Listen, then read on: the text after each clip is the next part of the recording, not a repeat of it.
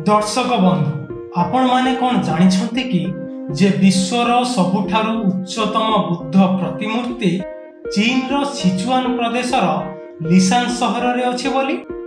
हाँ आज्ञा, 233 फुट उच्चतार एही बुद्ध प्रतिमूर्ति एक पहाड़ कांथरे अनेक वर्ष तळु गढ़ा जाइछि। एही स्थली मैत्रेय बुद्ध नामरे मध्य प्रसिद्ध।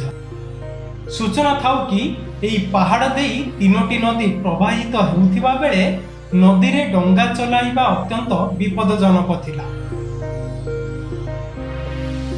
बुद्धंक प्रतिमा तैयारी कले नदी शांत पड़ीजीव मने करी 713 ख्रीष्टाब्द रे एही प्रतिमूर्तिर निर्माण कार्य आरंभ होई 803 ख्रीष्टाब्द रे शेष होइथिला। एही प्रतिमूर्ति निर्माण परे आश्चर्यजनक भावरे नदी गुड़िक शांत मध्य पड़ी जाइथिला।